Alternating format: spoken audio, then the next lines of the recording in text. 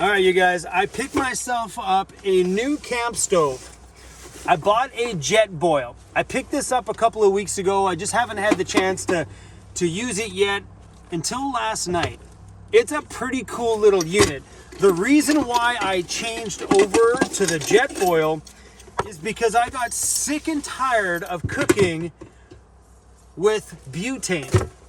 The problem with using butane in your van is that on a cold day, the flame is very short. It's like those cans lose pressure.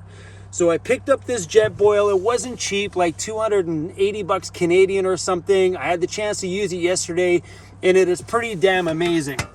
I only got it for the only reason is that it runs on propane. I gave my other portable one to Jeffy Bear, so now he has a portable outdoor stove for himself.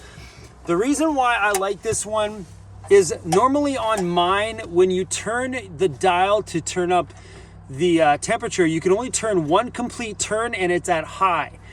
On the jet boils, you can turn this 4 entire complete turns before it hits high, which means you can fine tune your temperature like pretty much precise, where on the standard burner it's usually too hot or too cold. And on these, this is called the half gen. It has an output, so I can link another burner to this one. You can also buy a double burner one, but I don't really use 2 burners. I'm more of a 1 burner kind of guy. But if you needed, you could connect multiple devices to one propane source. Pretty sweet if you ask me. So on here, you crank this up, you flick this over to light it, done deal. We got a flame. It's pretty awesome. I haven't used it yet, but this thing actually comes with a frying pan that goes over the top. Joseph has one of these as well too, and he actually uses the frying pan. Today we're not gonna try it out. I haven't tried it yet. We're using the trusty cast iron. Cooking up some Costco sausages. I had this with dinner last night and they were incredible.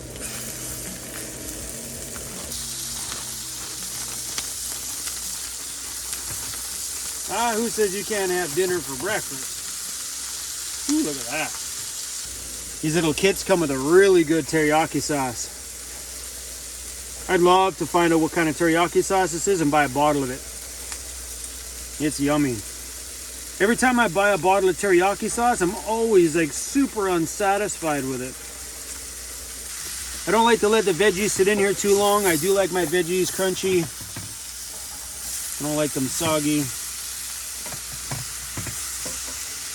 This is looking really good.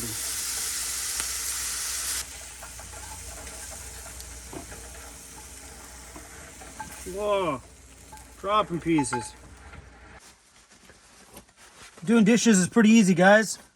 I literally just take some water out of my jugs, pour them in here, put some soap on it, give them a wipe off, and shove them back in the drawer. And sometimes if it's just a simple little cleanup, I have a little spray bottle with vinegar and water in it. I'll just give it a bit of a spray and that's it. So yeah, a little bit of dish soap. This is the dish soap that I'm using. It's the Myers one. You can buy that at pretty much any store out here. Canadian Tire, stuff like that. They sell those.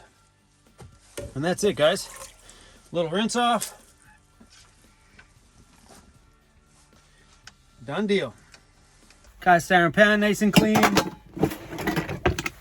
Since I have been living in my van, I went through 2 of those cheaper stoves you get on Amazon. I think the first one I bought was like $30. The last one I had was $100. And there was nothing wrong with the gas 1 burner that I had before this one. Nothing. I just threw all the propane attachments and stuff like that away. And I just wanted something a little smaller and better quality, so I gave this one a try. It comes in a pretty cool little bag too. Not bad, not bad. This little thing from Amazon works pretty good. They're like $5 or something, this little foldable thing. Don't like raisin bread in the morning, huh?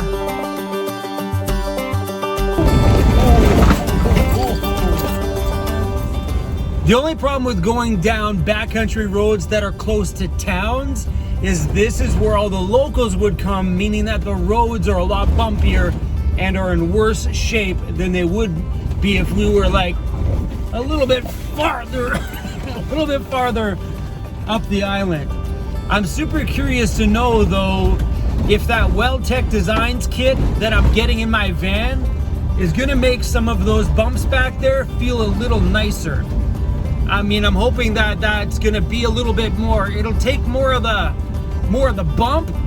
I don't know, I don't know how to explain it. I just sure hope it makes these roads feel a little bit better.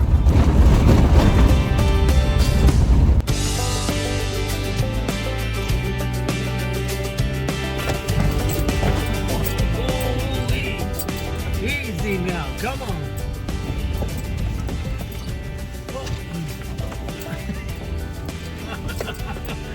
Holy whoa.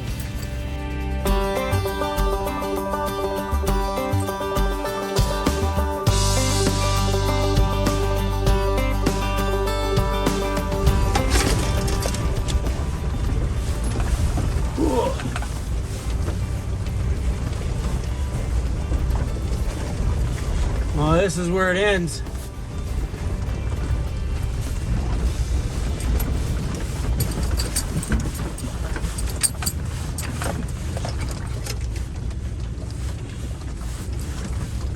Yeah, that's where I draw the line.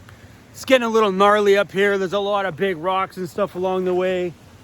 Now, if my van was a 4x4, I'd attempt it. Or maybe with my Well-Tech lift, so my van's a little bit higher and I can have a bit more clearance and maybe a winch to get me out of trouble, I might entertain the thought. Come on. Heck yeah. That thing looks gnarly. Having that extra lift on my van from Well-Tech, I think is gonna make a big difference, especially for the backside of my van. Because if you guys take a look, there's not that much, come on, we don't have a whole lot of play there.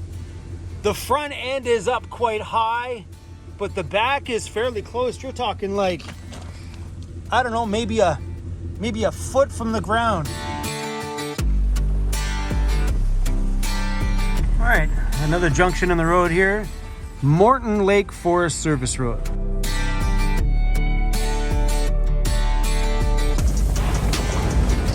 Wow, look at that view. Ho, ho, ho.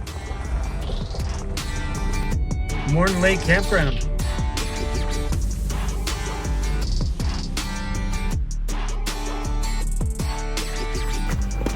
Sun's coming out. Well, if this isn't our lucky day.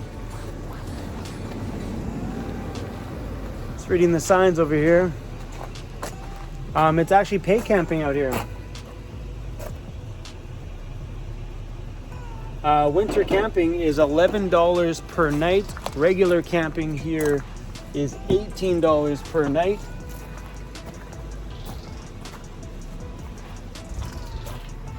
Park operator will be by periodically. Payment can be dropped off at the Quinsam Campground drop box. I don't know where that campground is.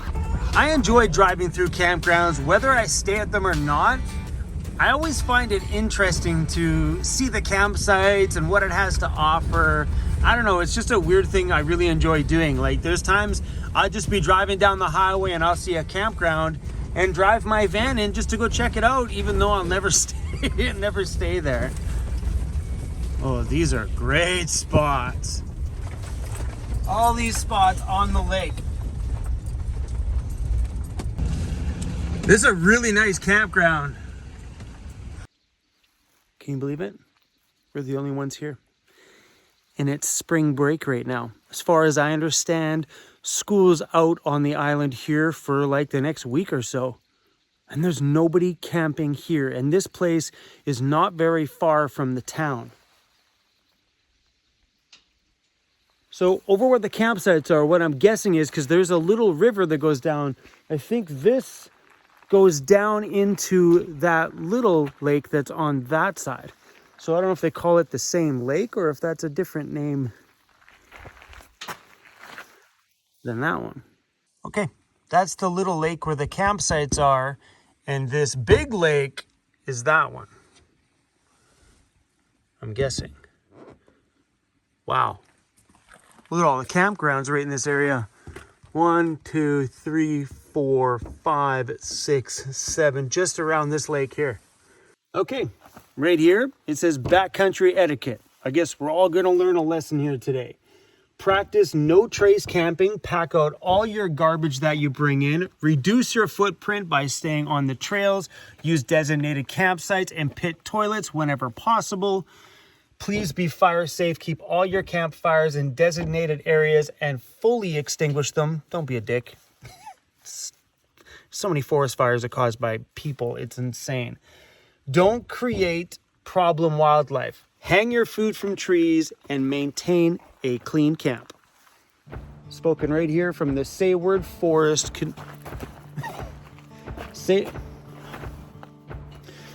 BC Parks. All right. We're good.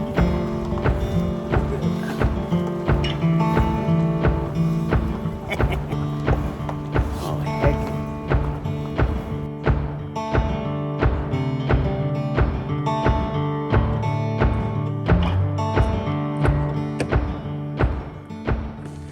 Gonna take on a project I've been wanting to do up on the roof of the van for a while.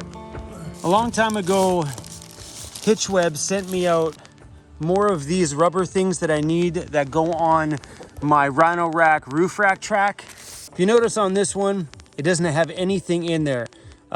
Keeping this thing covered will just keep all the gunk from getting stuck in there, and because there's no way for it to run out because there's an end cap on the end. So just doing this allows for a bit of a cleaner look, and also when I put things on the top of it, it gives it a bit more grip than having it just sitting on a slippery roof rack. So we're gonna finish putting this stuff on there. It's pretty easy, you just gotta like push it in.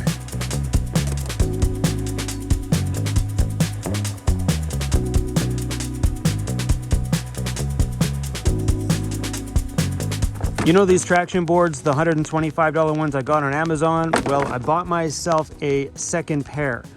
For as cheap as they are, I got these 2 sets for about the same cost. I got one of the ARBs. Now I have 3 sets of traction boards on my van, and that's why I put these on here today, because I want to put a set on each side. In an ideal situation, I would have a way to actually clamp these on. They make attachments for recovery boards, but I didn't feel like spending the money because I don't really know where I want to put them. Okay, these are on here pretty good. I'm just using huge zip ties for now.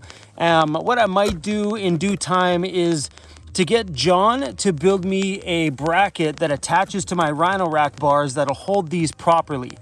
They make all different kinds of attachments for the recovery boards, but none of them really fit the spaces and how my roof rack system works. So that'll be something that I'll have to get custom done. So I might hit John up at some point at J5 Custom Vans and see what he can work out for me. I hear people steal these traction boards off the roof of overland vehicles all the time. So having the cheap $125 ones on my roof at least makes me feel better. It's better than them stealing a $350 pair of the ARBs or the Max Tracks. I'm listening to music right now. I'm hoping I don't get flagged for copyright because, well, you're not allowed to play like someone else's music and videos without owning a license. And right now I am jamming out to the Above and Beyond podcast. If you guys need something awesome to listen to in the backcountry or by a lake, trust me, man, go on to Spotify. Above and Beyond is an old school set of trance DJs, and the music is pure magical. So these clamps here are the golden ticket to putting anything on the Rhino Rack Vortex bars. These are an awesome addition and always great to have some extras around. So what it is this piece slides into the track. Then on the top, you can either screw this on or you can just buy the bolt for that one. And that's what I did for all of my solar. I removed these and just put bolts on here. But this is the piece that it's always good to keep extras. So when I dealt with Hitchweb the last time, I ordered 1, 2, 3, 4 more because I have a few more things I'd like to mount up there, like the brackets that I want John to make for those traction boards, and we're gonna need these. The one thing I will give these ARB Tread Pros, and I've also seen the Max Trax ones, is that they stack nice. The ones that are on my roof when they're stacked, they're about that thick, they're huge. These interlock together so thin, so if the ones on my roof end up breaking and not working, I'll probably end up buying myself another set of these, or maybe the Max Trax, and then stack up 4 sets on the roof. You're better to be safe than sorry, and for the few $100 it's gonna cost you, it's gonna be a lot cheaper than having to call a recovery company to pull you out. You might as well spend the money and just be prepared.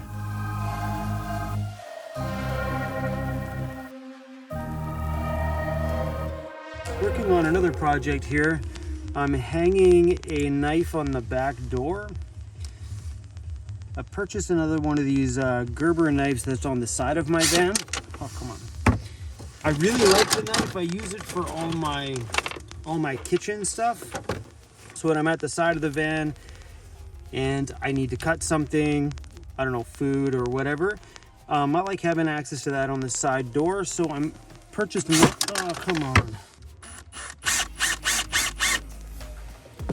And of course the battery dies. That's perfect, guys.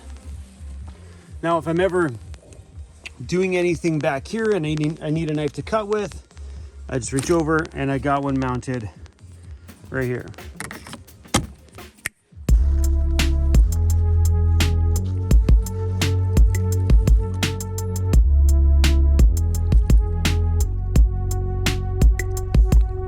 We came for a walk back out here and I'm taking a look at this sign. It was on my mind the whole time I was back there. I'm like, what's with this Sayward Forest canoe route?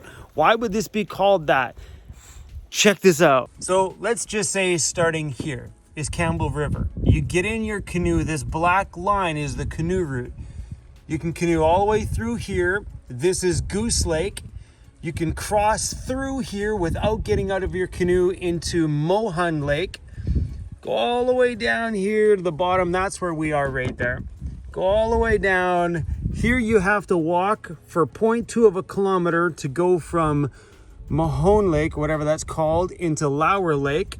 And then 0.4 of a kilometer over into the canoe through this lake. A little bit of a walk here into this lake. Look at this. That's a long walk there. That's about a one kilometer walk. And then all the way around. Walking section, more lakes. This one here looks like no, that's all canoe route. Look at that, all through this creek here. Look at that, oh, awesome. A short little walk there and then boom, all the way back around. This is one huge canoe route. Oh my gosh, how cool. That would be me. So if anybody wants to take me on this route, you can do the work and I will sit back there with Cruzy Bear and drink beer. How cool would that be? To go on a big, huge canoe trip that long. So wild. You can stop in places like this and camp out for the night, get back in your canoe and take off. Oh my gosh. The things that I would like to do in my life. Maybe one day I'll buy a canoe and do a big, huge, fat trip like that one. Cruzy would love it. I think he would really enjoy just to sit there and relax, and in the summertime I could grab him from the back of his safety vest and dunk him in the water, cool him down, put him back in the boat. I didn't know things like that existed.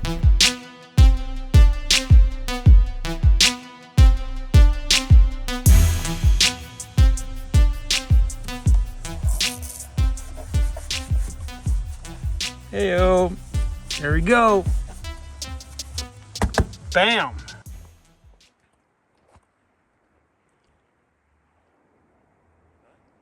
There's my neighbors over there, out there catching me dinner. Did you guys bring dinner?